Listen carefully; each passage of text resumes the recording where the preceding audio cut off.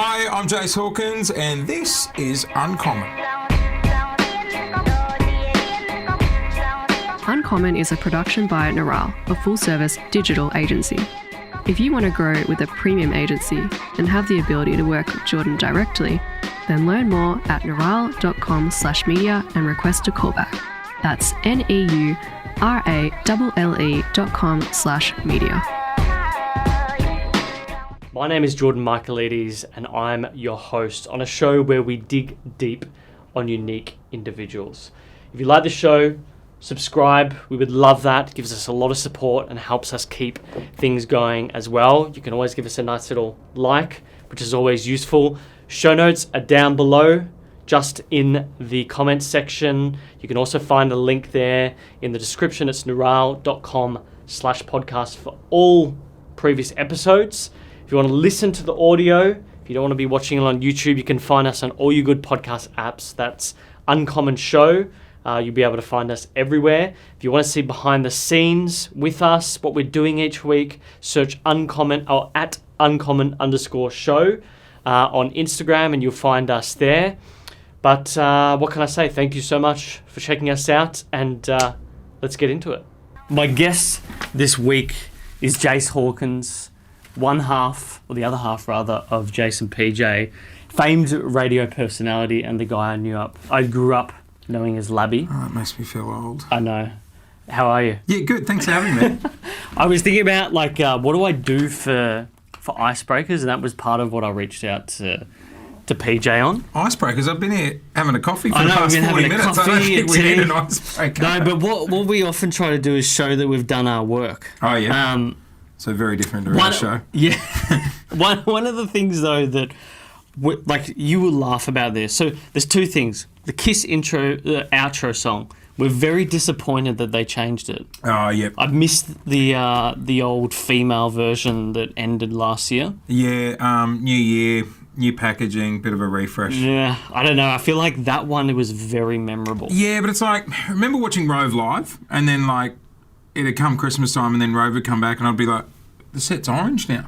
What happened to the set was blue? It was just, and then by the end of that season, you'd be like, oh, I can't imagine it not orange now. So you think it just sort of keeps? I think it'll just take a few months, and then that'll become, the norm. Okay. But in saying that, I don't like change, so I struggle with it too. Yeah. The other thing as well was your recent. They made a bit about you with the coffee, and you're standing there like ba ba ba ba ba ba. We've actually been playing that on the stereo. Yeah, it's addictive, isn't it? It's very addictive. Yeah, I'll get people come up to me and be like, dun, dun, dun, dun, as a coffee, and I'm like, yeah, good, thank you. You forget the camera's always rolling. Now, true or false? Pickles are the key to a successful life. False. Love a sliced pickle on a burger. Don't like it in full form. Okay. The team have just found that out, and during the show, they will constantly throw a pickle at me every now and then. Very mature workplace. Is it true that being that I haven't had kids, I just wouldn't know? I wouldn't understand. Yes. Parents will agree with me. You know what? I was so naive looking back before we had kids, and I'm like, my life's not going to change. Yeah. I'd say to the boys at the coffee shop, I'm like, guys, I'm still going to be here. I'll just bring them in one of those little Bjorns or whatever. And then I don't think I've seen those boys in 6 years. I've been saying the same thing, and one of the things I've been asking guests is what's the thing they miss the most after they had kids? I feel like the universal theme is sleep.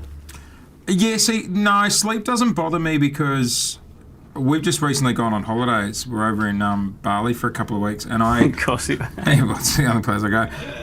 I slept like crap because I was getting 8 hours a night. I actually don't operate well on a lot of sleep. Okay. So the kid no sleeping thing doesn't bother me. I think it's probably just freedom.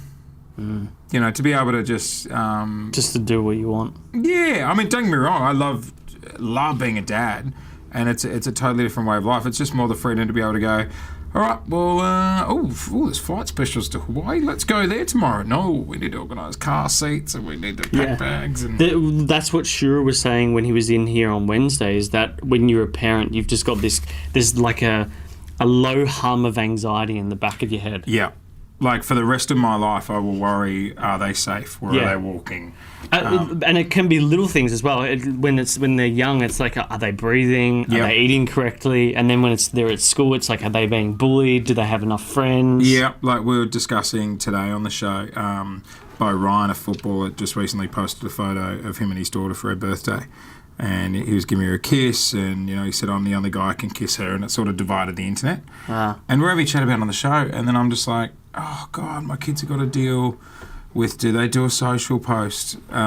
Will they get enough likes? And that's in 10 years' time, but I'm already worried about it. Yeah. Like you're constantly worried. But at the same token, it's a different way of living life now, and they make it good. I think you realise different things are important. Yeah. What I used to think was really important now, just in the scheme of things, isn't. Yeah, you go from thinking about yourself to being probably more altruistic, if that makes sense. Mayonnaise, true or false, should be on everything. False. I hate the whole family. The mayonnaise, the aioli. I'll do a, what's the breakfast? Hollandaise. Okay. I'll do a little bit of hollandaise, but I hate mayonnaise. Yeah, we found a clip from you guys back at ZM. Actually, it was from a show where they documented your fussy eating and they tested your taste buds and everything. And God, the clip of you trying to eat the. I just can't do it. I was a really fussy eater when I was a kid. Yeah. And I know that's bad, but I can't do mayonnaise. And the documentary came about. Alex, our executive producer in New Zealand, just got this email. And these guys were like, hey, we're doing a fussy eaters documentary. We heard Jase is a fussy eater. Can we pinch him for a clip? That was it. And Alex is like, yeah, you guys can come in and film something. Next minute, I get a schedule. We're doing 2 full days of filming. They're taking me They're taking me to a lab to try different samples on my tongue. They came round to the house, full microphone setup. It was like a current affair. We're at my house, and they've called me doing something really bad, and Tracy Grimshaw is going to come in and do a sit down. Jesus. It was like we were filming a movie. They turned the fridge off because there was a little hum. How long did the final piece go for? I think they edited me down to. I was in there a bit, but maybe 8 minutes of camera time. Okay, because the clip we saw was 2 minutes, and I was like, knowing that now, surely not. Surely it wasn't that short. 2 full days. Fuck. Yeah. And I thought it was all going to be light and a bit of fun, I don't eat mayonnaise. And then we're in this lab and they go, okay, now we're going to bring in Timmy. He's 15. He hasn't eaten fruit or veggies and he's lost his eyesight. Yeah. And I'm like, this was supposed to be I don't eat mayonnaise. The look on your face, it was like, I shouldn't be here. Yeah. One, because I am not, this guy compared to me is not, this guy's got a lot of things going on in his life. This guy's got medical problems. Yeah. And I am just being a pain in the ass. Yeah, I look like an arsehole. Yeah, yep. And then also you're probably thinking, fuck, I've got this interview coming up on the show, I've got this thing. No, just at that point I thought, I look like an arsehole. I'm glad it came across on camera then. No, it was just I was just thinking poor bastard. You poor bastard. But again, I walked out of there and I'm like, okay, I shouldn't bitch anymore about mayonnaise. True or false, you really do like the name Labby? Nicknames in radio. Nicknames are good because they cut through quicker. Yeah. If you're doing a radio show, people will always remember a nickname. My thing is I had it since I was 18, 19. I just couldn't shake it. Yeah. It's from another era. That's the problem. It's, and then when you go from the stunt guy where you're Labby and then you're hosting a breakfast show where you're trying to talk about serious issues and you've got the guest going, thank you, Labby. It's hard. Yeah.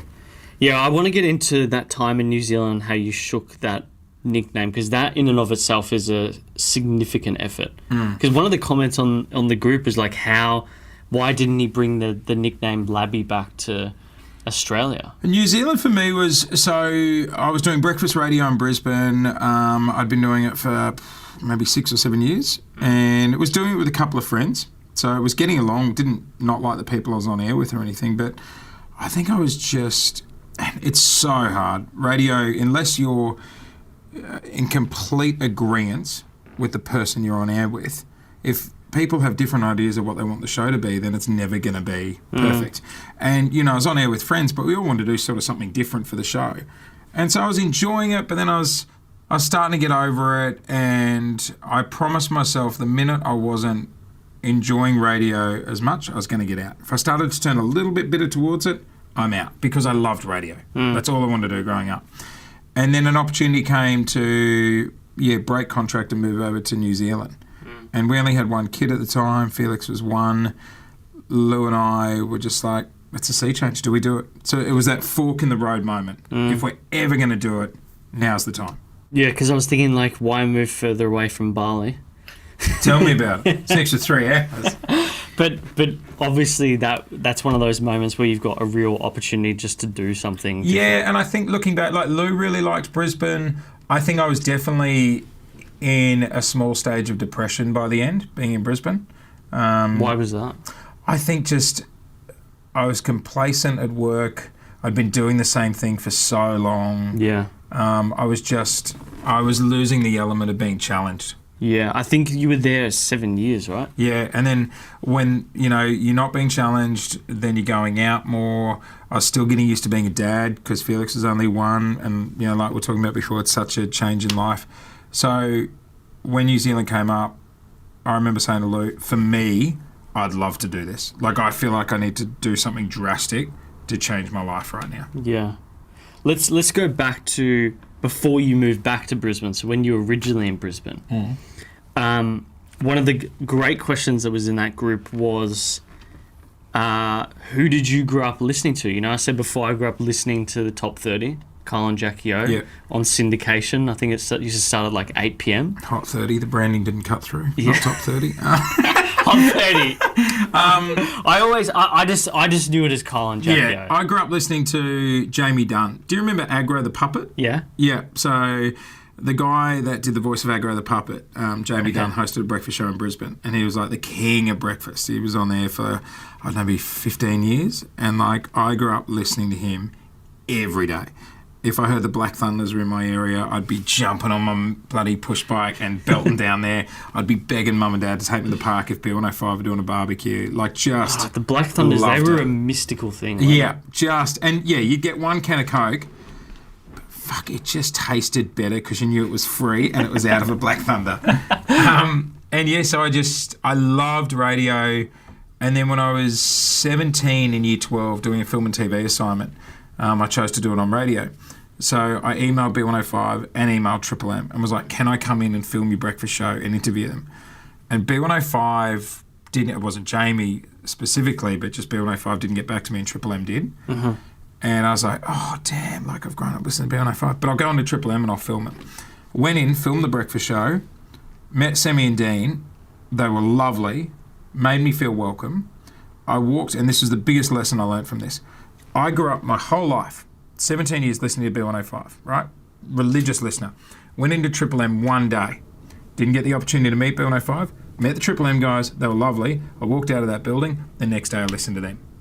Because I met them, they were nice, and I felt like I had a connection with them. So for me, the biggest lesson out of that was just meeting people. You can completely change their listening habits. Yeah, and having, like, this is why video has become so important now. Having a medium to show that as well. So that was like, massive learning curve for me. And then walked out of there, finished year 12, and then just blasted out emails begging for work experience at radio stations and got it at Triple M. Triple M. And that, so you originally with, who was the bloke that you mentioned? There was a guy called Mick and Helena with a night show. Okay. And they said, look, you can come in and do a week's work experience answering the phones. So I did that.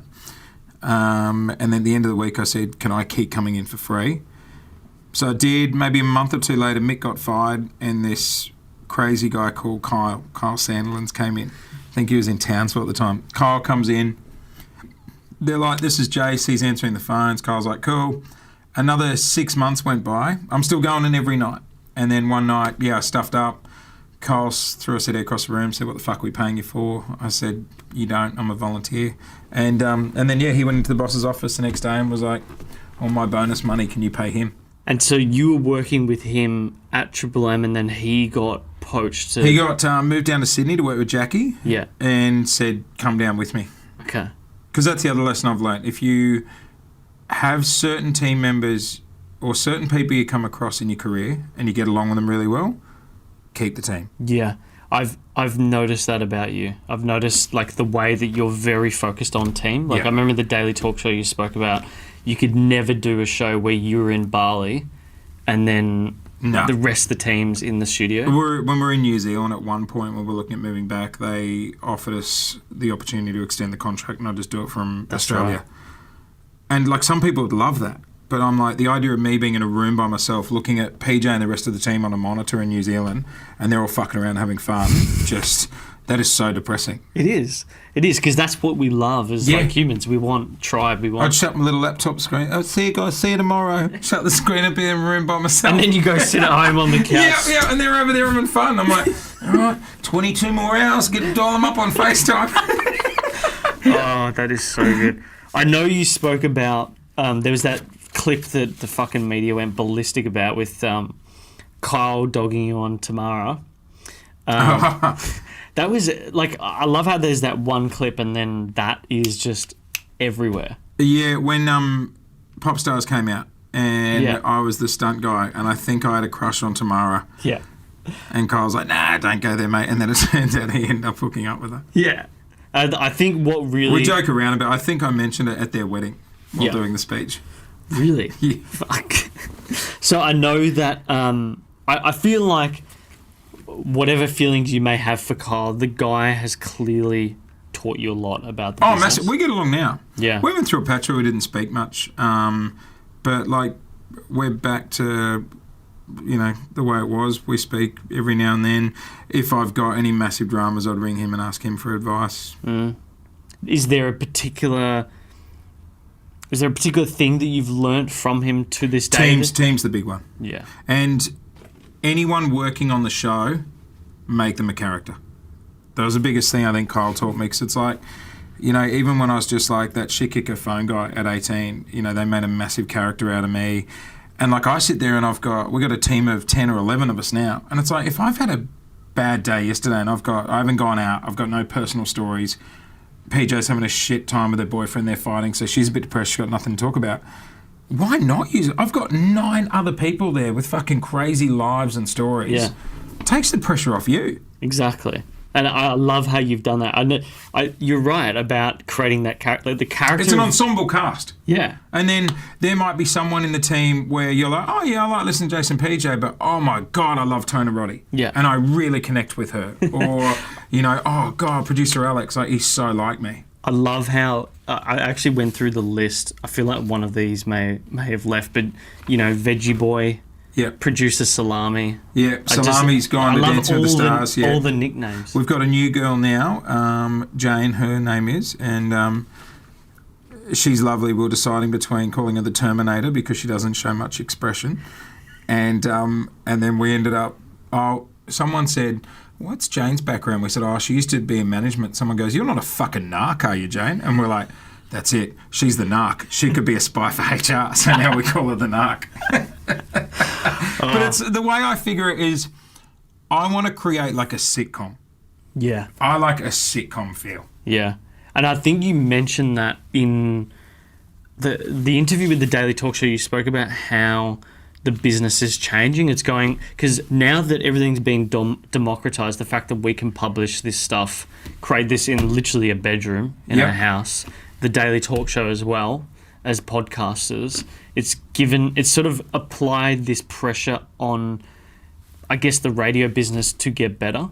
100%. And I feel like that was an interesting thing. So like, you don't need $1 million building anymore to take on a radio station. Or, some high profile name. I feel like this is the thing that Lauren and I were discussing the other night. What is it that makes you guys unique? Or what is it that like generally, you guys are the only reason we've started listening back to radio. Thank you. And Lauren listens to you guys religiously every day, the full episode. God, I hope she gets a survey book.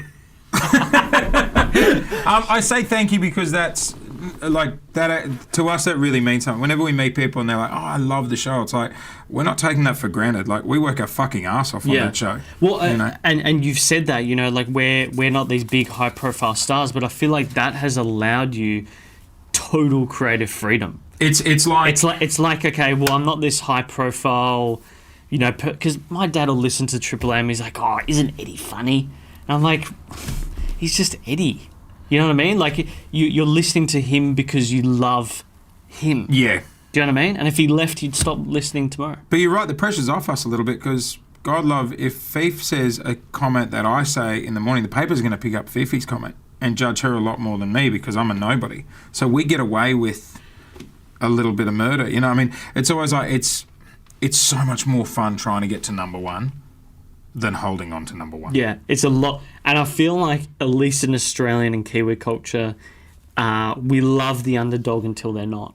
Yeah, and our show's an underdog show. Yeah. Like, when we first came over and were working with KIIS on the sound of the show, or when we even first started going into discussions with KIIS and they reached out, our biggest concern straight away was like, guys, you're a network built on Kyle and Jack. Yeah, it's the number one show. It is. It's massive. It's big.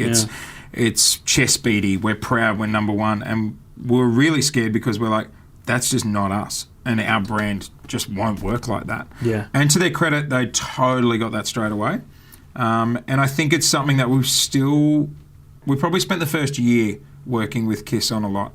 Just the ads across the day. It can't sound chest beady about the show. The show's got to have an underdog feel. Yeah, and that comes back to that. I feel like what you guys have done well and that you learned from Kyle was that vulnerability element, which I want to come back to. But again, we're thinking about it last night. Like, what is it that makes you guys stand out? And so you're more likely to talk about your boy Felix taking a dump on the floor, or like he peed himself on the couch or something like that, as opposed to someone who's, I went to this event last night and, you know, like only these celebrities were here. It's definitely more real. I feel like it's a lot more relatable in that sense. You know, it's easier doing it that way. The pressure's off. Like, we went to this tennis event last night to interview Venus Williams, and we got there and Paige was like, fuck, it's free food. And she's like throwing this food back. Meanwhile, I'm reading the labels and Alex, our EP's like, you going to eat it? And I'm like, I'm just Googling what it is. Like, I don't understand the fancy.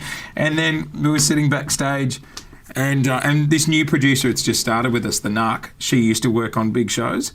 And just watching her face the first week, she's like, man, you guys do stuff so different. Like, and we're waiting for Venus Williams and I'm like, how long have we got? And they go, maybe 10 minutes. I'm like, great, I'm going to go chuck a pee. And I'm like, Paige, because we were drinking free gins because they were free. So we're like, hey. And then I'm gone off to go to the bathroom. And when I come back in, Venus is sitting at the table with PJ. They were waiting for me. And I'm like, I'm so sorry. And it's just, you could tell, it was great because straight away, it sort of put her at ease because she wasn't like, okay, I'm going on the most professional show in the world. It felt a little bit more real and mates. And you're not too subservient as well, which some people can be in those scenarios with those higher profile guests. We don't do it. To be honest, we don't do a lot of guests. Yeah, you don't. You get offered them. I've got a philosophy where grew up listening to Jamie Dunn, loved him. I can maybe remember one or two interviews he did, but I could tell you personal stories he told and a couple of stunts they did. But I just think if you love Ariana Grande and you want to find out what she's been doing lately, you can hit YouTube and boom, there's 400 interviews of what she's done the last week. Yeah. It's not our strength, so why play in that area? Yeah, I can totally understand that. I feel like you worked out early on, this is the things that you do well and that you like as well. And would it be great to go to concerts and hang backstage? Yeah, God, it'd be... No, I say it'd be fun, but that gives me an anxiety attack. The idea of that, I just go, oh my God. Even last night I was pacing around the house and Lou's like, you're all right? And I'm like, I'm in a suit.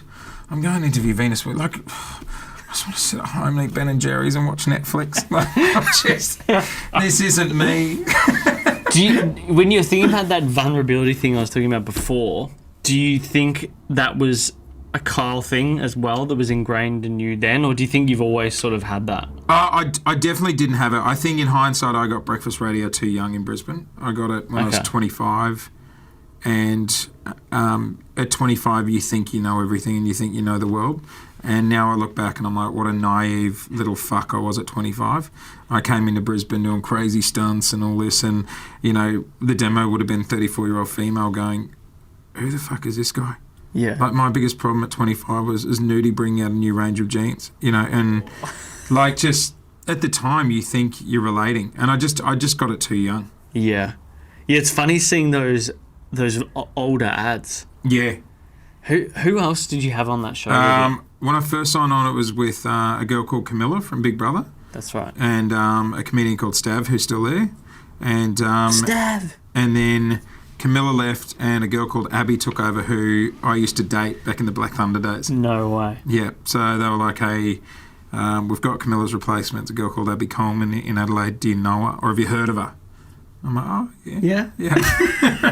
But by that time, we'd both had, years had passed. We had separate partners, shared a kid, I had a kid. Yeah. But it sort of goes to show the thing we were talking about before when we're having our coffees, how small the industry can be. Yeah. But just quickly back on the vulnerability, I don't think I had it back then. Yeah. And I think I didn't learn that from Kyle. I think that was probably an age thing and just taking in so much radio. Yeah. Because PJ said she'd learn it from you, and I was just like, well, who did I think I learned a lot of it from Paige. Yeah, that's funny. Like, I think when I got to New Zealand, I loved some of the stuff I did in Brisbane, don't get me wrong. I had some great times there. But I don't think I've ever been as genuinely myself as I am working with Paige. Polly. Yeah. She gave me some good notes. Oh, good. I know yesterday I feel like yesterday she pulled you aside after I sent her these questions. Because Paige has got a shit poker face. Yeah. So I'll go, I'm going to do this podcast tomorrow. And she'll go, oh, yeah. And I go, what's all yeah? She'll go, nothing. Okay, I'll send him a few questions about you. Like, she'll just break. She'll break. If you ever commit a crime, don't do it with her. Don't do it with her. Don't ask her. I feel like what you guys have developed really well is that, like I said, probably that the best original show now on air, like in terms of that originality element. I think one of our filters is if something comes up, a news story or a guest or whatever, we'll go, what will everyone else do? And then we'll get turned off by that. Yeah. Not because it's a bad idea or anything. We'll just go, that's the last thing we want to do then. Yeah, well, that is your point of difference. And our idea, don't get me wrong, might be shit. Like, it might flop. But we'll get more turned on about the idea of comedically trying something else. Yeah.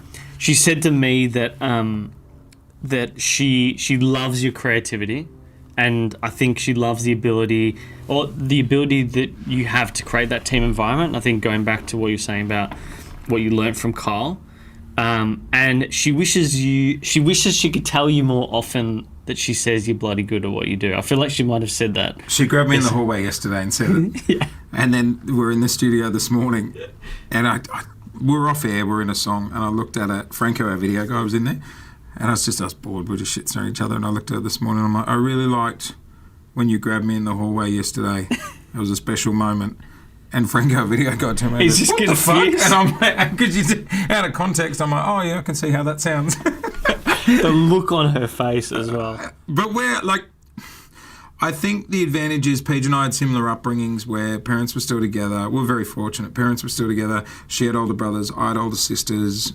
So I think we've got morally, we're the same, but we're just into totally different things. Yeah, different people. But that's why it works, because morally we believe the same. And when it comes to the team, it's like, yeah, I bring everyone in. But the great thing about her, and she hates negativity and hates conflict and fighting. The great thing about that is you can't have that in the team. Yeah. Because the minute you fight, or if there's a blow up, she shuts down. Yeah. And I quickly learnt that if I was cracking the shits at something because it didn't work with the producer, she'd shut down, and then no matter what happened, I would only get 70% out of her for the rest of the show. So she's like a barometer. So that's my fault. She's like a barometer almost. Yeah, she really... So it's like, if I get angry over something, I'm like, don't lose it, because if I lose it, I'll lose her. What do you respect about her the most? Or what do you wish you could tell her? She knows. I just think she's genuinely just a really fucking nice person. Yeah. There's really not a bad bone in that girl's body. I know. I would agree with that.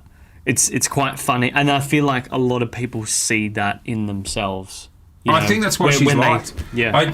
The brief for the team when we were coming over, I just said to the guys, I'm like, get everyone to love PJ and we'll win. Yeah. That's it. It's as simple as that. Because you had your year in review, and I can see how Lauren, she's like, oh, I'm like that, or I can see that myself. And, there's a bit where some old lady's like, oh, you look good in your sausage. And she's like cackling in the background, and like Lauren's like, I would totally do that. Paige doesn't... She doesn't care about trying to impress people or fit in but she wants to be, like we all do. Yeah. But she's not going to lie or pretend to be someone she's not to do it. And I think that's the difference between PJ and a lot of us. A lot of us will lie or be someone we're not to try and fit in or get to those cool places that Paige just won't. She's genuinely who she is. Take it or leave it. Yeah. And I love that about her.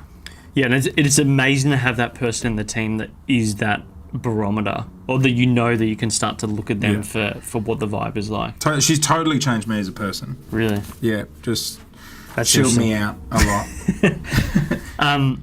The team, we're talking about that before. How are you thinking about building the team? Because I noticed I feel like you've added, well, I know people have come and gone, some people have left and you've added new people on, but I feel like over time as you guys have progressed at KIIS, the team has grown with the people who can do different things. Like I feel like you definitely didn't have just a video guy at one, you might have had a bunch of producers, but the amount of staff is increasing, I feel. Yeah, so back in New Zealand was PJ, Alex and myself. When I met Alex and I was flying over, I said to Gemma who hired us, I'm like, okay, so who's the producer? And back in New Zealand, they just didn't have the same manpower that Australia has. And I'm like, has the show got a producer? And she goes, well, they've got a phone kid. And I'm like, what do you mean? She goes, it's a young guy called Alex, he's like 20. He's been bumming around the station like we were. And Gem goes, he's us, Jase. Like, he'll remind you of you when you were starting out. If he's shit, we'll replace him, but give him 6 months. And I'm like, okay. And I got there and he came out and he's like, I'm Alex, I'm 21, I'm the phone boy. And I backed him in. He was me when I was younger. I'm big on, I would much rather back in someone who's passionate and really willing to do whatever they can to make it work than someone who's actually more qualified and been doing it longer. Yeah. Because I just think there's much more chance that they're going to be bitter or stuck in their way where this person's willing to do it. Yeah, they're going to be like, well, I've done all this stuff, this education, shouldn't I be here? Yeah. Shouldn't I be paid this much? Shouldn't I be doing these things? 100%. Whereas, that was what we were saying before in the kitchen. Guys like Mason, Mr. 97 for Daily Talk Show, they've gone in, worked for free, really doing a cadetship if you think about it, and over time they've just made themselves indispensable in the process. Mason hasn't gone and spent thousands of dollars on going and doing media courses or gone to afters, and afters isn't bad, don't get me wrong, but like you could go down that way and spend millions of dollars, thousands of dollars, or you can just get your fucking foot in the door somewhere, get some flying hours. And I was only saying to you downstairs, like if I lost a producer now, I'd probably look at Mason. Like he's worked on the Daily Talk Show. He's done amazing things in the last couple of years. Those boys back him 100%. Yeah.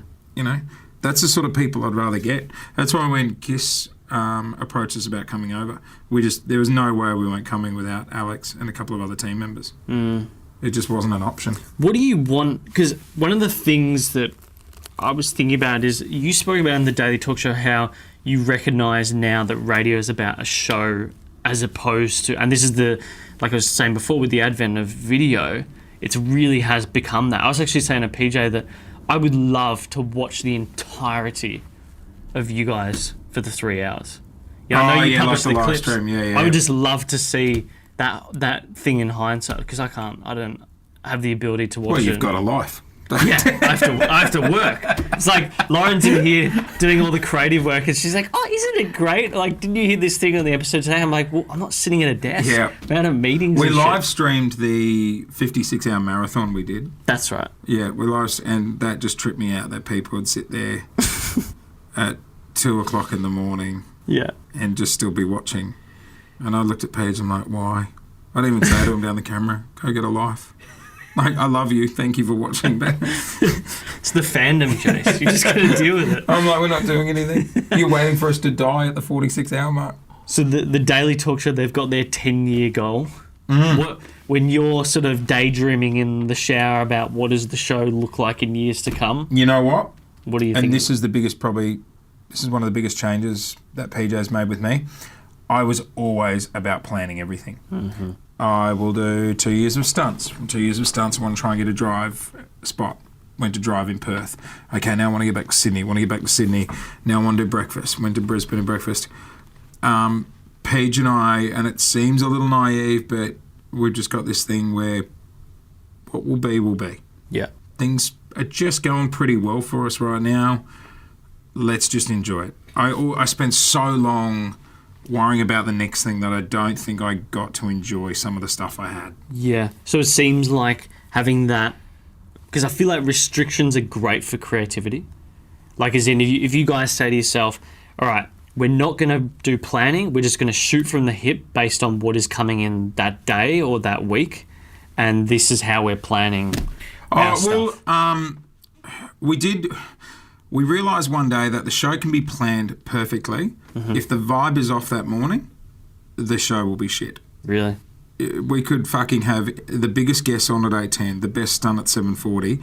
If the vibe is off a little bit with Paige and I or the team, the show's shit. How do you On the flip side of that, if the show is a bit under-prepped, but just the vibe is perfect and everything's just singing, you know, you're bouncing off each other well, everyone feels good, the energy's up. You got your coffee. But you're chasing your tail a little bit, you know, because the show's a little bit under-prepped, the show will be the best show you've done. So how do you maintain that vibe then? That's the thing we constantly work on. We're really strict on that. If something if something doesn't work out, we'll nip it in the bud straight away. We don't bitch behind anyone's back. If I go to Alex over PJ's pissed me off about something, he'll go, I don't want to hear about it, take it up with her. If one boss wants a meeting, we'll only, like, if we air check the show, we'll take the producers in as well. Mm-hmm. Like, when ratings come out, normally sometimes bosses would take the announcers away and they'd listen, like they'd get the results first. Anyone that works on the show is in the room when we get the results. Right. So you guys we take a kick in the ass, everyone's there. Yeah. Promo guy, production, you know, because they're on the show as well. Yeah. So you really are a platoon. Yeah. The minute you start bitching and let a cancer in a team, so to speak, it's... Because I've been thinking about, like, how do you guys create a TV-related thing? Because I would find that hilarious. And so what is it, Tropic Thunder? Oh, yeah. I feel like a radio version of that would be fucking hilarious. Without the blackface. Do you know, I watched an interview of Robert Downey Jr. on Joe Rogan's podcast the other day speaking about that. And he was like, you could only get away with it if it was a parody. And he still reckons you could get away with that today. Because it's a guy who is so ingrained in Hollywood that he thinks it's okay for him to pretend to be a actor who's pretending to be blackface, like as an homage to the 60s or whatever. And it's sort of so ridiculous that it doesn't, like, they're taking the piss out of that fact. Well, you know what? You go and star in that and let me know how it goes. Because I'm going to sit that one out. Because I don't know if I fully believe. Probably would not work today. But I just them recounting that was like, holy shit! Yeah. Like, could you get away with that today? I don't think so. I think just quickly on the team, where the best thing we did was when Paige and I started working together. I mentioned this, I think, on the Daily Talk Show. We would go out once a week at least and just say, what have I done the last 4 days that pissed you off? Yeah. And it could be the smallest thing.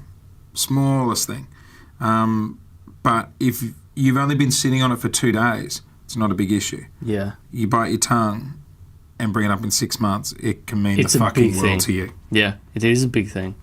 So that's a key thing for you guys, going down to the cafe, having a potato pancake. Yeah. Or hash brown or hash cake. But just if there's something small, just straight away, nip it, bud.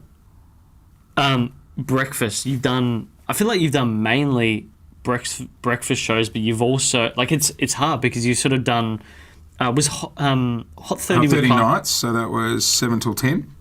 Okay, so it was nights. I thought it was syndicated from it was like live 6 at to night. 8. No, so it was live at night, 7 till 10, and then I was doing stunts on that, and then Kyle and I'd go home at 10:30 after the show. Yeah. And then there was a year there when then I'd go back and do midnight till 6 a.m. on air. Jesus. Just because I wanted to get on air. I wanted my own show. And that's what you do. And then I'd go home at 6, sleep for a few hours, go back in at 2 in the afternoon, start prepping for the Hot 30. Wow. Damn. But you fucking just got to do it. And then you've done brekkie in New Zealand. You did it. No, in that was Brisbane? drive in New Zealand. I know it was drive. Brisbane was breakfast. Dream. Really? Oh, drive in New Zealand was 3 till 6. It was like, it was 3 till 7, but we'd record the last hour. Do you think, for you personally, what's the optimal time? You know what? They've both got pros and cons. Yeah. With kids now, actually, breakfast is pretty good because I get to pick the kids up every day after school, and I love that. Yeah. That's so good.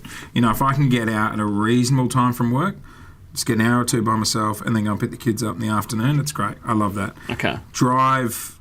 Oh, and also you're waking up and you're on. Yeah. Like, let's go. Where drive, sometimes you'd be like, you're sitting around waiting to go on. Okay, so it's more relaxed in that regard. Yeah. Our big thing is at the moment, we're just...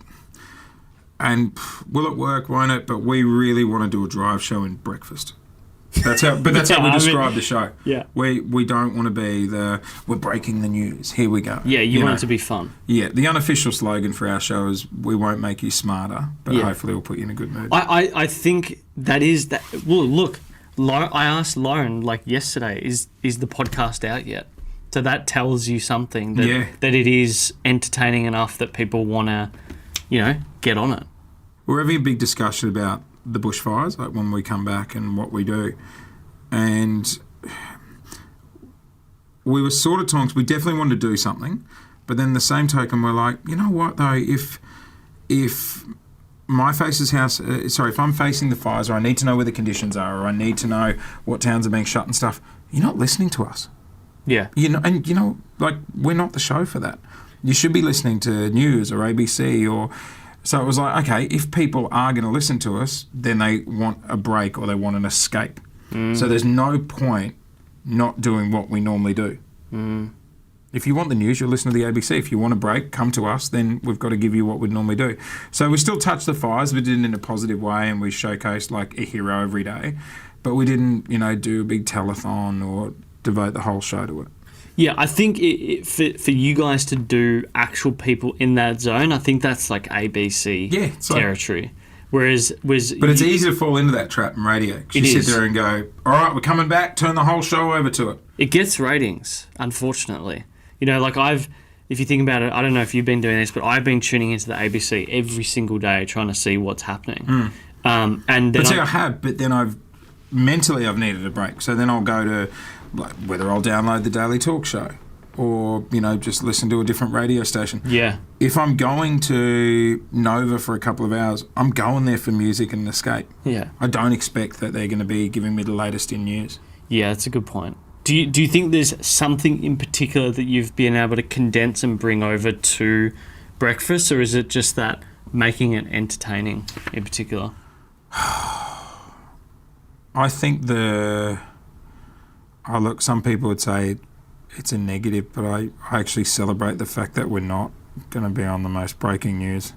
I'd rather talk about a silly story out of somewhere else in the world than the sinkhole in Moorabbin. But most news isn't breaking. No, it isn't. No. But if there's a sinkhole that opens up in Moorabbin today, chances are most of the radio stations are going to be crossing there, doing a phone topic about it, trying to fill it. I don't know. I'd rather celebrate that some dude's, devoured 20 Big Macs in China. And we see if we can do it. Like, I don't know. I just, But people will, like, if there's something that is going to affect someone locally, I feel like news isn't even the place to find that out first. I feel like if something's happening, someone's going to call me, text me, contact me first before I even see it on the news. Like there's been those occasions where something has happened in the city. I'm getting a call from my mum or a message from my sister, whatever, and they're like, "Oh, you guys all right?" I'm like, "What do you mean?" Well, we don't, when planning the show, we'd have 75-80% planned the day before. Anything news related, we don't even touch till the morning because it's just changed overnight. Yeah. You said on the Daily Talk Show how you've recognised that the industry's changing. I'm intrigued as to how you see... Like, I know you listened to Hamish and Andy. You'll tune into Howard Stern. How do you see the landscape changing with more of these independent producers like the Daily Talk Show coming about? Oh, you guys. Stop giving them the bloody airtime. I don't like talking about myself. I think the advantage with radio at the moment is the commercial side. That hasn't, unfortunately for podcasting, that's still going to take time. Yeah. I feel like what radio has is the balance sheet and marketing. It is. That's what they really, really do well. So at the moment, commercial-wise, that's what's keeping radio in business. Yeah. If you were tasked with the job of all of a sudden, I feel like there's a few of them in the States, but let's say one of these big independent producers, like let's say NPR came out here and they just wanted to go digital only, and they buy up a bunch of different shows. Should I know them? Are they like a big company? NPR's like public radio, but they sort of move to only predominantly, like they kill it in podcasts nowadays. Right. Okay. So you might have like New York. Is it NYPR? New York Public Radio or something like that. Will have big like true crime shows and whatnot that are originally on air, but then they absolutely smash it on podcasts. So I guess what I'm thinking about is if you were all of a sudden you're in charge of this network and it's going to be digital only, and you've got to buy up these shows. How are you thinking about marketing if you don't have the power of the radio wave, basically? How are you thinking about getting it out there? Is it billboards? Is it social? Is it ridiculous stunts? Marketing's a big key. I'd still say billboards and stuff like that. It's top of mind. It's like if I said to you, soft drink. What's a soft drink? Yeah. Coke. Everyone says Coke because that's the logo it's put in front of you day in, day out. You know, you watch this weekend, billboards will go up. So it's the start of Jan, we're recording this. This is first weekend of radio survey kicks in. There will be billboards for every radio station around Melbourne this weekend. And so it's just about I think it's marketing. It's marketing and getting it in front of your face. Getting eyeballs. That's the thing. There's fucking thousands of podcasts, and there's thousands of really good ones. Yeah. That's why, like, I'll say to people, hey, what podcast you listen to? Because I'm not seeing billboards for them. I'm not seeing a lot of ads for them. So at the moment, it's word of mouth. Yeah, it's still that stage because the CPM isn't there for a start. Yeah. But also, it's a very nascent industry. But this is like every now and then I'll go for a walk with Josh in the park and just chat industry stuff. And we've spoken about that. Like, if you could have a billboard or run an ad campaign, what would you do? That's a deep walk, isn't it? So much for a relaxing. No, but that's sort of him and I are similar in that regard. When him and I chat on the phone and stuff, we get right into it. Yeah, he gets real deep. Yeah. He's very thoughtful about everything that he does. Like coming down to how he's going to shake your hand, which is classic Josh. But that stuff is interesting. I think it is that. I think it's like a billboard that says like, hey Siri or hey Google, play the daily talk show, play Uncommon, whatever the show is. And that sort of... Well, the other thing is that, there's 7 radio stations in Melbourne. There's fucking thousands of podcasts. Yeah. You're fighting to get airtime. And you're right, but it's tricky because you've got like... I feel like there's different segments of podcasts. There's podcasts like when we first started out, we were nothing, and now we've gone into this level similar to the Daily Talk Show. You're in that sort of top 10 or 20%. You might have like the Shameless podcast, which is your top 1%, up with like your Joe Rogans of the world and so forth. And those, the more you grow, the more you build a community like you guys have with the show. And I think you've just got to do little things to get there. In that regard, but it's tough. It's very tough. Oh God, yeah. I remember when we first started, because we spent a lot of time really working on the digital side of the show as well. We'll work on that daily one video, so it's perfect. Where at the start I'm like, let's just put more up, and I was a bit naive to the process where we won't have as many followers as like a massive radio show, but our integration level's higher. Integration? No, it's not integration. Engagement. That's the fucking one. Engagement's high because we'll only do one main video a day. Yeah. So that way we'll get it in front of more eyes. Yeah, you're dripping supply. Lauren's like, I wish they just drip more. So it's the old Seinfeld thing. Yeah. Leave people wanting more. And it sucks because when you're enjoying something, you want to keep doing it. Like you were saying, like, why don't they live stream the show every day? And you sit there and go, especially after when we did the marathon, we're like, look at the numbers it got. Let's live stream the show every day. But if we did that, you wouldn't, people might not watch after a week. Yeah. I don't know. I know that you guys have you're good enough that more people would jump on board, in my opinion. But then again, it's sort of like hard because you got different types of audiences. Like people in the PJ's Rich group, like they are true fans, you know? They're like your I fucking hate them. 1,000 fans. Your 1,000, the Kevin Kelly 1,000 fans thing. The people who go buy and I do love them to everything bits, but that page is ruthless. It's like an unofficial page, and yeah. It's basically, it shouldn't be called PJ's Rich. It should be like, can we bash Jase? Yeah, I just get owned in that page. But they do it because you react. Yeah. Yeah, it's good though. Like, and you're right. They're like our true fans of the show. Yeah. The ownership of the audience is an interesting thing. You mentioned in a prior interview how you guys own the socials. Yeah. How do you like and that you as a team will actually negotiate? So you and PJ, you'll sit down every year, you'll discuss, are we happy, is what we want to keep doing, and then we go into the next contract year. Yeah. Do you guys, how much are you thinking about owning the brand, and like do you guys have a company together? It's hard. I remember when Heyman and Radio Karate owned it all. And Andy was only recently speaking in a podcast about that decision, whether it was the right one to do at the time they did it. And he was saying when they decided that Radio Karate was going to own all their content, then all of a sudden they're housing all the content. And like Andy goes, fuck, that comes with a lot of problems. Like, you know, the infrastructure, if it goes down, you're hiring the tech people.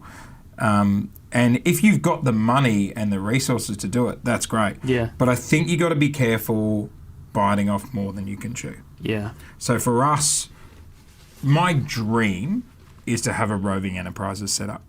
Okay. We have a production company. All the team work for our production company. Like Radio Karate, Roving Enterprises, the radio station pays us a fee to provide them the show. Yeah. And, you know, we all work as under that banner. Uh-huh. I would love that tomorrow. Yeah. But we're biting off more than we can chew. Yeah. So what's the first stage? Let's own our socials. Let's Paige and I own our socials. We can manage that. They've got all the infrastructure, but we can decide what goes up. Yeah. And then we'll do that for a couple of years, and if the show's succeeding, done. All right, what's the next thing? I think you're totally right, because if you think about the people who've had a lot of success, particularly in the US, they often they own the production company, and they're basically it's licensing at the end of the day. But it just gives you complete creative freedom. Totally, but it's so tempting.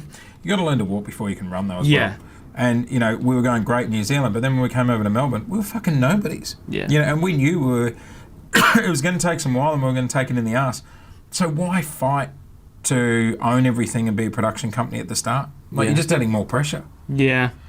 The thing with Radio Karate, was that when they just moved to just the podcast? Or is No, they had it for years before that. Okay.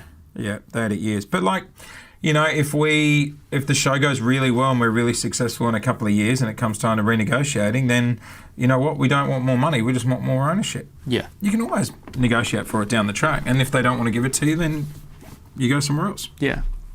Yeah, I think that roving enterprises model is super fascinating. Like for me, as sort of that intense interview style, the examples are like Parkinson or Charlie Rose or whatever, and they had the exact same thing.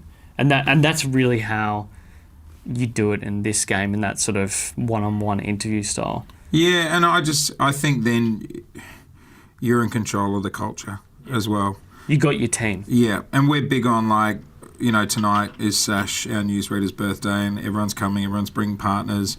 9 times out of 10, if we do anything during the year, everyone's partners come. Because I firmly believe if partners know the team, then when you're pulling like a late night or we've got to travel and stuff, it's not an issue. The partners understand a little bit better. You know, producer Alex's partner will hang out with Paige. Elena and Lou, my partner, might go out. Like, it's great. It makes things easier. It's family. I've grown up around family businesses, and that's the way I like it as well. You know what? That's the way to look at a production company. It's pretty much like a family business. Yeah. But why take the pressure on at the start? Yeah. I gotta ask about Lou. I know you've spoken about how every year you guys will sit down and discuss what's going on. She really did. I mean, I think you guys met in Sydney, right? Yeah. She was a Black Thunder driver, and I was mate, there's a theme here. You know, it's really bad. PJ went through, listed off my girlfriends last and 7 exes. girlfriends, and they were all Black Thunder drivers.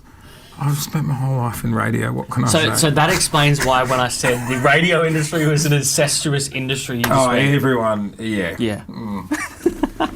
Well, she's followed you. She's followed you back to Brisbane, to New Zealand, and now back to Melbourne. Yeah, I couldn't do it without Louie. I'm very lucky where Lou, because Lou's very good at what she does. She's worked in integration. When we moved over to New Zealand, she went and started working at the radio station and totally transformed integration and the way they did promotions and stuff. Wow.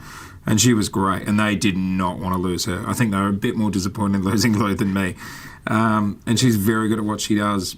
And yeah, I've just been really lucky where this year she's given up work to look after the boys, and you know, I very much know I wouldn't be able to do this if I didn't have her. There's certain things you notice that you take on of your partner's personality as years go on, or things that they've sort of shepherded you into doing? What's sort of the thing that you love or that she's taught you over the last decade?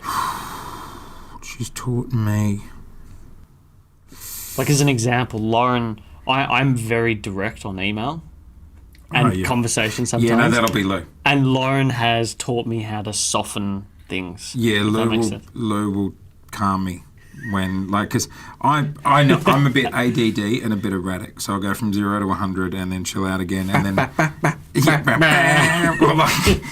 I think before we went to we had 2 days in the office this year, and I came in and everyone's at their computers working. I'm like, all right, what are we going to do? What should we do next? And Alex is like, it's like having a fucking child here.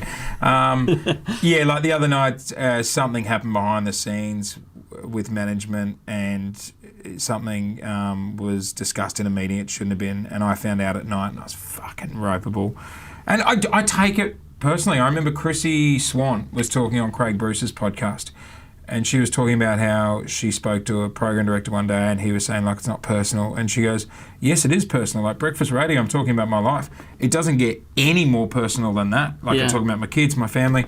And when she said that, I was like, totally. Yeah. And, you know, that's why I get so worked up and passionate about stuff is, you know, this is our life. You know, everything's in this show. We talk about our family home and personal life. And the other night something happened, I was pissed off, so I went from 0 to 100 and I typed the message, and Lou's like, all right, now let's put the phone down for 20 minutes. Yeah, have a think about it. And then we'll read it and we'll see if we still want to send it. And I sent it straight away. And she's like, you've sent it, haven't you? And I'm like, yes. I agree with you though. Like, how do you can't differentiate between, like, when I was doing the research, and normally when I do the research, people say in the first 10 minutes, oh geez, you've done your research. But with you guys, like, you put out so much out there, it's impossible to have that. Do you know what I mean? Yeah, for you to find something that people don't know. Yeah, like, I have read copious interviews, I've watched copious interviews, and I don't think you've said something that isn't, like, all the things that PJ gave me, I generally knew. Yeah, I said to Paige, her face when I said it, and I said to Lou the other day, I was like, Lou goes, how are you feeling about this year coming back? And I was really ready to come back. Like, I missed the show, I missed the team. Like, and I said, yeah. And she goes, how do you feel about the show? And I said, I want it to be just a little bit more honest. We're in the office and Paige is like, what do you want to do this year? And I said, I just really want us to be fucking, everyone says they're an honest show. I want us to be really fucking honest. And she's like, mate, we're pretty honest. Like, we talk about everything. Like, I don't know how much more honest you want to get.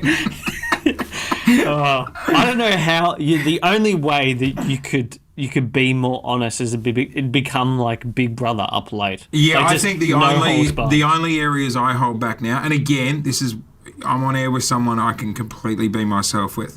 I'm not trying to impress Paige. I don't feel judged by Paige. And when you're with someone on air like that, then you're happy to talk about anything.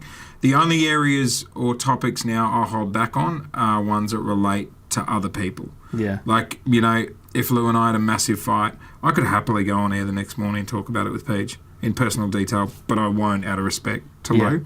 What's hard now is, like, I've got Felix, who's 7, who's at school, where I'll go to, because my phone is full of notes. You know, like the notes on your iPhone. If something happens, I just straight in notes, all day. Something happens, in notes. For content. And then if something happens now with Felix, I'll go to write it. And Lou, at the moment, this is probably the biggest thing she's taught me, and this is her mothering side, is she's like, let's just remember the kids have to live with this. Like in 5 years, if you do something on air tomorrow about the kids, there'll still be a video about it in 5 years' time. You know, so she's very conscious of protecting the family and the boys. Yeah. While at the same token, understanding I need to talk about stuff. Yeah. Was there a moment where you realised that the line was set? I spoke about peeing on Felix's head, but that was... I still feel he was young enough that I got away with it.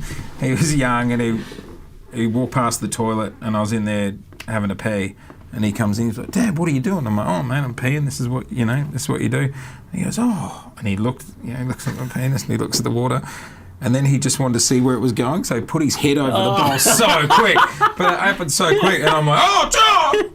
Oh, mate!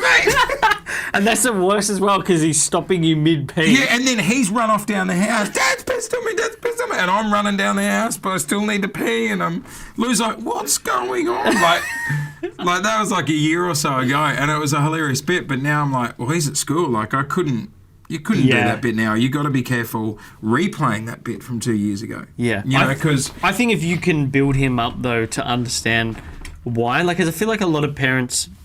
They can just say, oh, we shouldn't say this thing, or we shouldn't do this thing. And when you're at that young age, you just don't understand why. You're just Mum and Dad say so, that's But right. also, Lou's very conscious, and she's teaching me, she's taught me this going, yeah, but he's still too young to understand the repercussions of, if he says, no, Dad, I'll talk on the radio for you, he's still too young to understand the repercussions of that. Yeah. We do a segment called Auntie PJ, where he'll ask Paige questions about life. Might be why is the sky blue, might be what's a hemorrhoid, and now he's in year one, we're going to now move to my younger son doing that, because I don't want him going to school and people, the kids are like, hey Felix, I heard you, what's a hemorrhoid? I think it's probably the right approach, right? You guys talk about pretty much everything, but there must be something that you wish that you could, maybe something a bit more highbrow that you wish you could talk about that you've never really been able to, like a certain topic? When we do tackle serious stuff, we don't do it often, and I think we've been guilty in the past of hitting topical issues for the sake of it. That's what I was referring to, like the bushfires earlier. Yeah. A serious issue will come out and everyone will go, we have to talk about it. And sometimes Paige and I have spent like 3 hours before the show still tackling with the angle. What way are we going to hit it? We've got to hit it. Everyone's hitting it. We've got to hit it. We ended up hitting that subject, and it just felt robotic, and we weren't passionate about it. We'll do it for the sake of doing it. Yeah. And then we decided, maybe only a year or two ago, we're like, I don't care how fucking big the news story is. If we don't have a connection to it, or we don't have a personal angle or passion about it, we're not doing it. Because you're not going to get judged for the stuff that you don't put to air. Yeah. I think that's fair. But whenever we do a serious topic now and then, we have not done one yet where we've gotten off the air and gone, that didn't feel good. They've felt great. Because if we do them now, we're really passionate about it. I think that goes back to what we spoke about, that people are there not for that. They're here for talking about you peeing on your son's head. Yeah. Yeah. And these awkward moments. Like legacy. The secret psycho thing. That's fucking brilliant. Oh, yeah. Secret Psycho Thoughts. Secret Psycho. Yeah, so we do a segment, Secret Psycho Thoughts. So, yeah, those ones where, well, like someone cut me off at traffic the other day, and then we pulled up at the train crossing, and he was in front of me. And I'd never do this, but I just thought, fuck you, and I just imagined me accelerating and pushing his car in front of the train. Never going to do it. But it's just a secret little psycho. But we've all had it. Yeah. It's like anyone who says they have not had that thought is fucking lying. Yeah. Absolutely lying. Yeah, I've had many thoughts like that. But yeah, it's a good segment, that one. We only did it at the end of last year, and when we were going through the list the other day going, what do we want to bring back? Everyone was like, you have to. Yeah, you have to do that. Yeah. All right, I want to jump into some rapid fire questions to finish us off. Yep. What do you think the job to be done is of a radio presenter? I think it depends on the show. Yeah. For us, we pride ourselves on being an escape. Okay. Exactly like I said before, we are not here to make you smarter. We're not here to break the news. We're just here to put you in a really good mood. Yeah. If we can do that, then Paige and I are like, cool, mission accomplished. That's what our goal is for the show. We want to give you the feeling that a drive show would normally give you. You're on the way home and you're like, thank fuck, work's done. I'm in a great mood and I'm mucking around listening to these people. Yeah. But normally in the morning at breakfast radio, you're on the way to work going, what do I need to know? What's going on with the traffic? Fucking, we want to give you the same feeling that a drive show would normally give you. Yeah. What is in the fridge at home at the moment? We had a couple of U-foods. Over Christmas, I said to Lou, let's just U-food so we don't have to cook dinner for the kids at night. Let's just relax, have a couple of little rosés in the yard. And Lou at the moment, she's gone pescatarian. So like everyone at the moment, we're eating less meat. Everyone is like veggie, vegan. Everyone at the moment. Yeah. I'm not. No, like I'm eating less meat. I eat less beef because it's not something I really grew up on, to be honest. Yeah, right. I think I'm very conscious at the moment of my diet during the week affecting the show the next morning. So I'm making sure I eat early. Yeah. I don't eat past 6 o'clock, like dinner, except ice cream. Do you know, that was one thing Lauren and I was discussing. We were like, you know what? Jase is just he's a big kid. He's a big softy. He is a big softy because, you know, he'll be all serious, but then, you know, he'll love it when PJ grabs him in the hallway, or he'll say, like, I really feel like a Sunday. I am. But, you know, I reckon I took life too serious when I was younger. Yeah. Because all I gave a fuck about was getting a job in radio. Right. And when all my mates were going out and they were 18 and they were going out and getting into clubs and all that, I was packing my bags, moving to Sydney with Kyle, worrying about the next job. And now I'm just a bit like, life's bloody good. Life's good. 2 kids, healthy, good marriage. It's not over stress. Yeah. It's a good way to look at it. All right. When you think of, last question for you, when you think of success, who or what comes to mind? It used to be based on jobs. For me, it used to be based on jobs, and now I look at how happy the people are doing what they're doing. It's the old cliche, if you love what you do, it won't ever feel like you're doing a day of work, and it's so true. Yeah. You know, Paige and I were only saying this morning, fuck doing this job if you didn't like your team. Yeah, all the all those fuck getting up at 4 a.m. Like, it's tough. Fuck getting up at 4 a.m. if you didn't like doing it. And some days it's tough. Like, when you posted the other day saying what's questions for Jason, I think it was one like highlighting radio and like the hardest time. Yeah. And I was really thinking about it, and I'm like, oh God, you know, like, and there was a day in New Zealand where I think it was like 5 to 3. The show was about to go to air. I was talking to Mum and Dad back in Brisbane, and my nan had a fall, and she ended up passing away. Wow. And that day? Yeah. She was sick for a couple of days. Okay. We'd just come back from Vegas because we took the show to Vegas. Landed back in New Zealand. We were pregnant with our second child. Lou started getting a bit of bleeding, so she went to hospital. So I've gotten off a flight from Vegas. I've got Lou in hospital in Auckland. We're 10 minutes away from doing the radio show in New Zealand, and Dad's on the phone to say, I think Nan's about to pass. And it was 3 o'clock, and Alex is like, we're about to go to air in 3 minutes.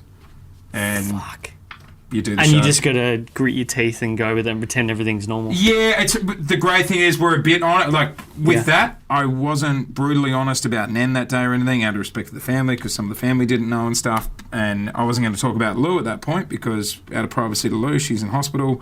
So that day was tough, because, you just, here we go, it's fucking showtime. But you have that opportunity later on to... Yeah, and we spoke about it and everything. But so, there can be really shit days. You know, Paige lost her dad last year and took a few weeks off and then came back. And I know she was so critical of herself towards the end of the year, going, you know, I'm just not good, I'm not performing. And I'm like, mate, fuck, most people would shut down for a year. Some people might never bounce back, you know.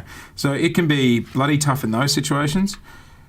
But, fuck, on a good day, it's a pretty great gig. It's a lot of fun. I can say wholeheartedly, even doing this, if we never make money from it, and we just make money from doing the agency, I will be happy to the day I die. It's just so much fun. I did a community breakfast show in Brisbane.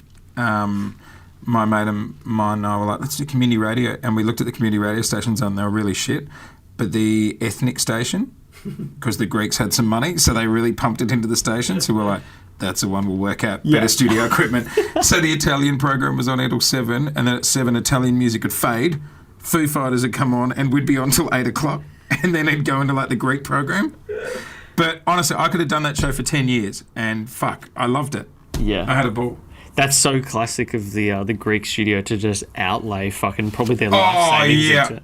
Yeah, it looked like state-of-the-art equipment. When like, my grandpa started the first Greek newspaper here in Australia, really, and he would just fucking hire people because they just needed a job. Oh, you can go sweep this area of the building, just because. That's great, though. Yeah, it's love. It's that's the love, you know. All right, Jase, mate, thank you so much for coming. No worries. Thanks for having us. Where can people find you on the interwebs? Jason PJ on Instagram, Facebook. Paige is a bit more influencer than me. I give it a shot. Jase_Hawkins on Instagram. Give me a follow. If I get a few more dice, I might give me a free vacuum or something. When are you going to do more stories? You do a lot of it on Jason PJ, I guess. Compared to mine? Yeah. Just can't be fucked. No, I try not to overthink it. Yeah. Really? Like, I don't get home and go, fuck, it's been 5 hours, I better do a post. It hasn't been like that, though? Oh, How hard it would be? I just did a deal for, just recently, I did an influencer deal where I had to post a photo. No shit. And Can you say the brand? Officeworks. Okay. And they were lovely to deal with and stuff, but that was hanging over me. I'm like, I got that post, got to make it perfect, got to make sure it's all right. And it was like a back to school post. And in hindsight, yeah, I can see this was a bit wrong, but I originally went down Officeworks, took a photo of the car out the front, put some like Officeworks stationery in the boot, and then, because I'm like, well, I've got to have a bit of fun with it, so I bubble wrapped my child and put him in the boot of the car as well, and took the photo, and then sent it to our sales team, and they're like, the kid's in the boot of the car.